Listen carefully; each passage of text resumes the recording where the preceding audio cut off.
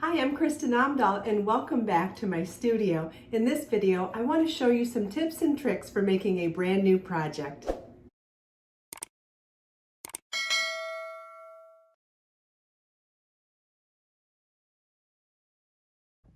In video part 1, I showed you how to make the first motif, and now for video part 2, I'll show you how to make the first triangular band that's worked around 5 sides of the first motif. And first we'll start by tying our yarn to our crochet hook.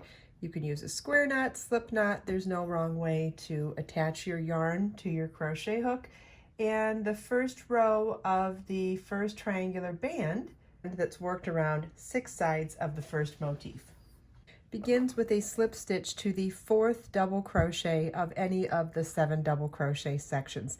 Basically, we're joining to the center double crochet of any of our shells. So you're going to start with a slip stitch in that stitch, and then a chain 5, which counts as a double crochet chain 2, and double crochet in that same stitch. It's yarn over your hook. Insert your hook, yarn over, pull up a loop, yarn over, pull through 2, yarn over, pull through 2, chain 2. Then in the next single crochet, which is the stitch between our shells, we're going to work treble crochet, chain 2, treble crochet.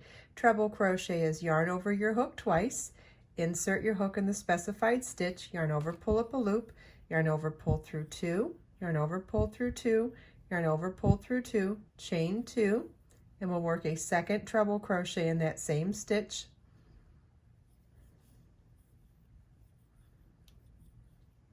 chain 2, and then skip the next 3 double crochets in the center double crochet of that next shell, which is the 4th one.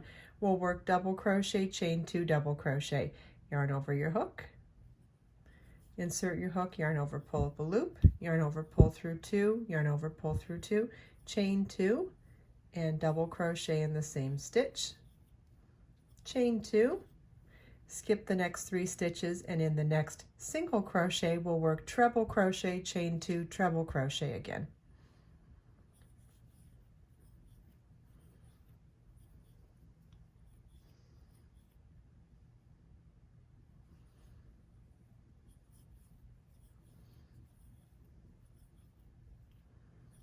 Chain 2, skip the next 3 stitches, double crochet, chain 2, double crochet in the next stitch, chain 2, skip 3 stitches, treble, chain 2, treble in the next single crochet,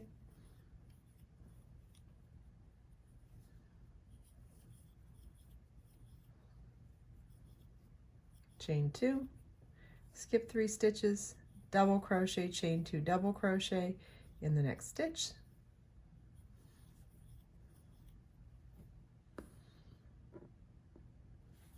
chain 2, skip 3 stitches, treble, chain 2, treble in the next stitch,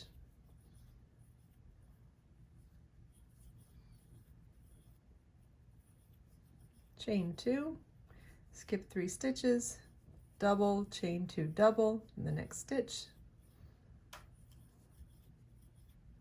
chain 2, skip 3 stitches, treble, chain 2, treble in the next single crochet,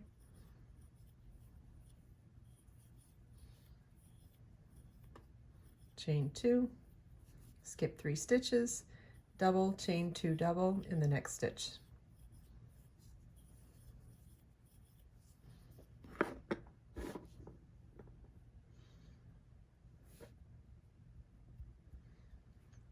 And this is what your work should look like at the end of the first row. We have 2 shells that are unworked.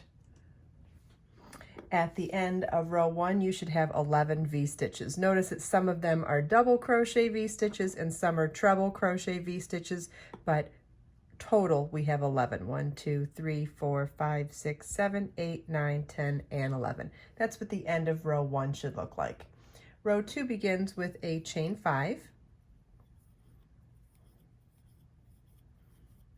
which counts as a double crochet, chain 2, and we'll do a V-stitch in the first chain 2 space, which will be an extra double crochet, chain 2, and another double crochet.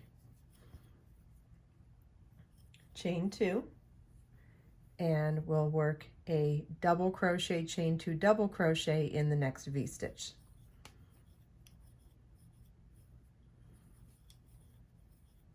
Chain 2, another double crochet, chain 2, double crochet in the next V-stitch.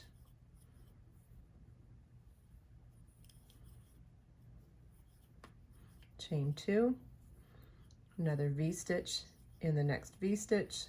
Only all of our V-stitches are going to be double crochet V-stitches going forward.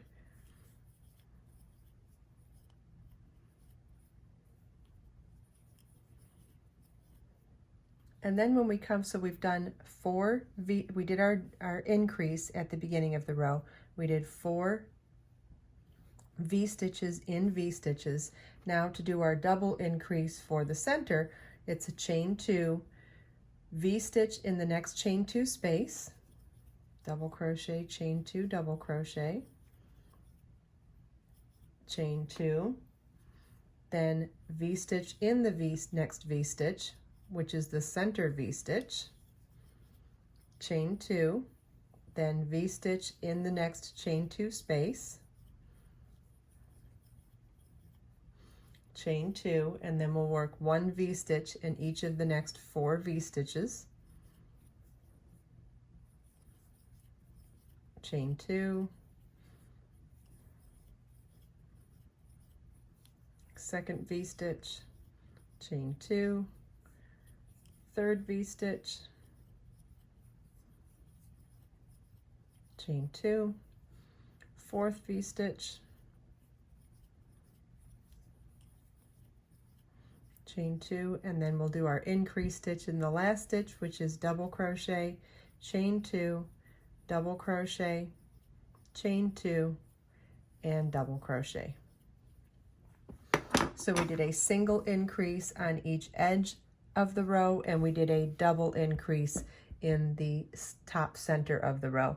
And if you're worried that you're going to forget where to put your increases going forward, I mean, you can count from what the stitch count says on the rows and what I'm telling you, but if you need a reminder as well, you could always put a stitch marker in that top center to remind you that this is where we do our double increases. Okay, so that's what your work should look like at the end of row 2. Okay, row 3 begins with chain 5, which counts as a double crochet, chain 2, and double crochet in the first chain 2 space. Chain 2, then V-stitch in the next V-stitch. Notice how when we do our single increase on the end of the rows, it is actually a double V-stitch. So we did a V-stitch, chain 2, then in the next chain 2 space of the increase, another V-stitch, and then for the rest of the row, we aren't doing any increases this time. We're just doing V-stitch in the next V-stitch, chain 2. And you want to repeat that all the way across the row. Okay, row 4 is another increase row, so we'll start with a chain 5, which counts as the double crochet, chain 2, and work a V-stitch in addition in that same first chain 2 space.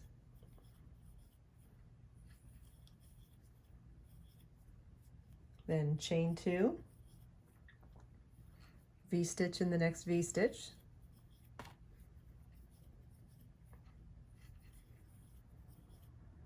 and we'll do that a total of 6 times.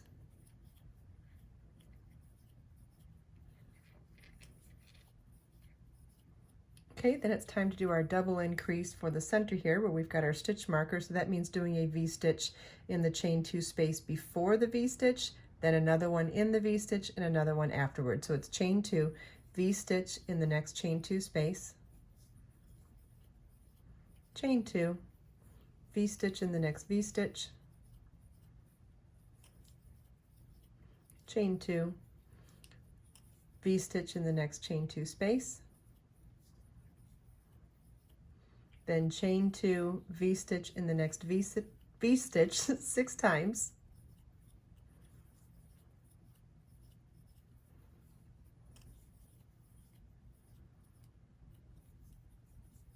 And then chain 2. In our last V-stitch, we'll work double crochet, chain 2, double crochet, chain 2, and double crochet, which is our single increase. And this is what your work should look like at the end of row 4. Row 5 is going to be the same as row 3 in the respect that we're not doing any increases on row 5. It's just going to be working a V-stitch, chain 2, work chain 2 and a V-stitch in each stitch across.